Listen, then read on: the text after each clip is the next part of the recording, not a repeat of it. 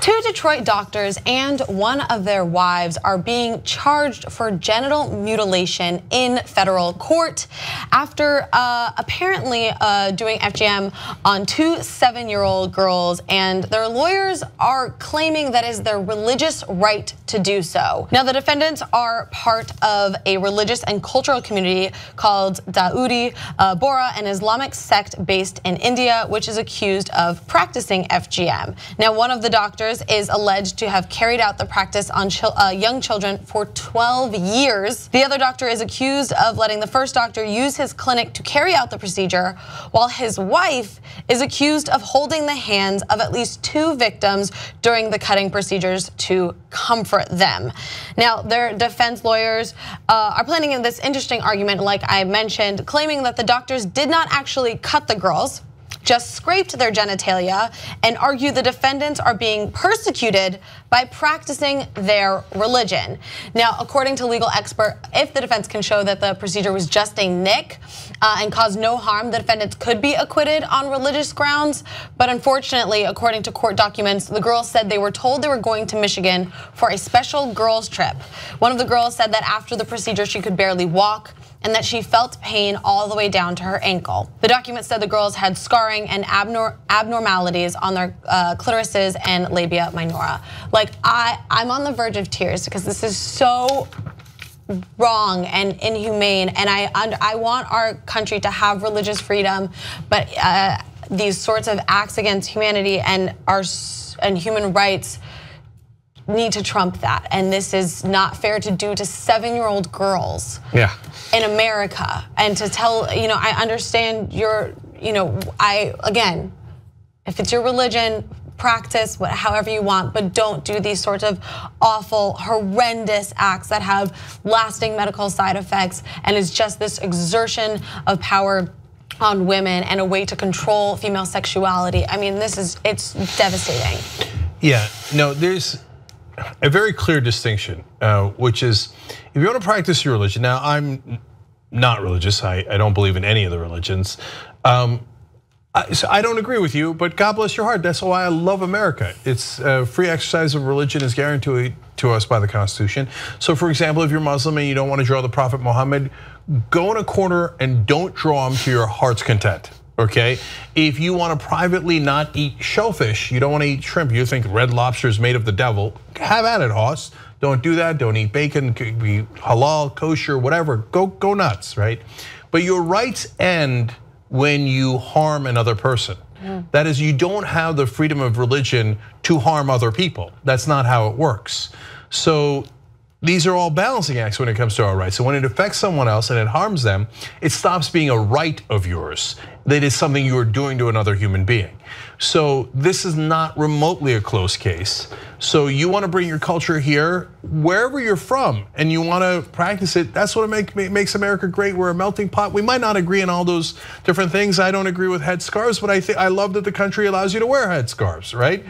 But the minute you take that scalpel to that poor 7-year-old girl, you're going to jail, and I hope you go to jail for a long time. Don't tell me it's your culture or your religion, because I don't care. That the laws apply here.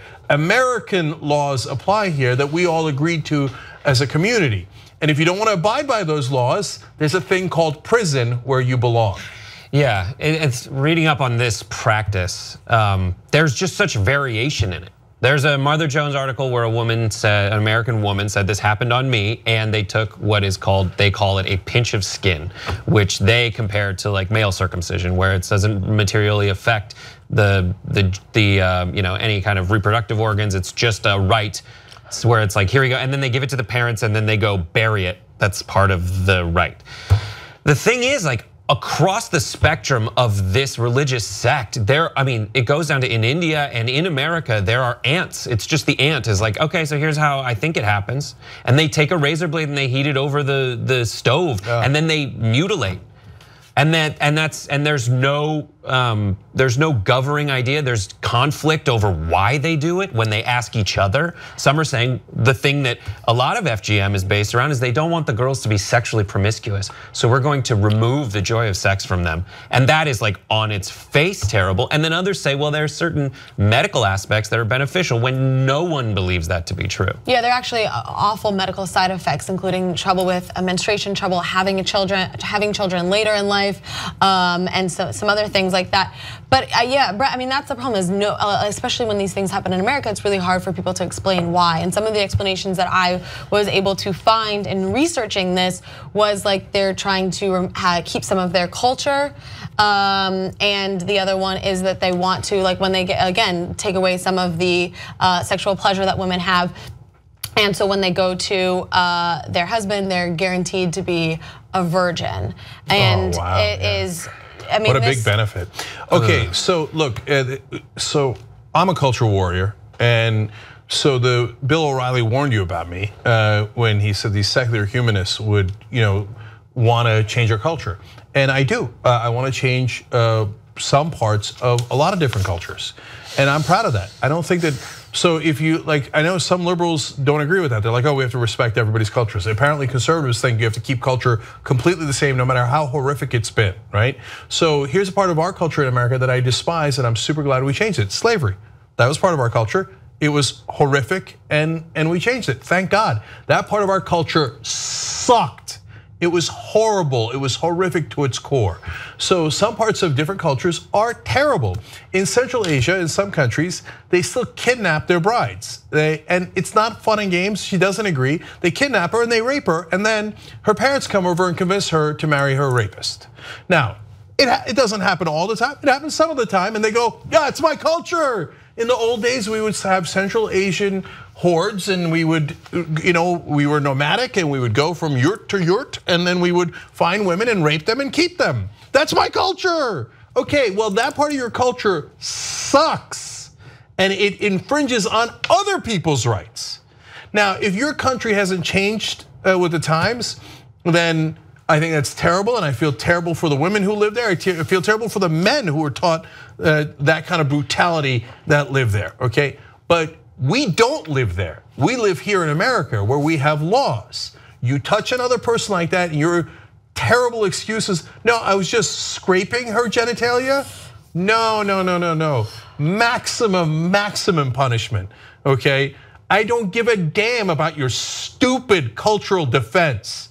Oh, my culture is horrific. We mutilate women because we don't think they should have any joy at all in their sex lives, and sex is for men to have, and then they are objects for us. Well, your culture is fucking miserable. It's disgusting, and I vote no. And luckily, as a whole society here in America, we voted no. You don't get to cut young girls' clitorises. If you do, there isn't a prison sentence that could be long enough.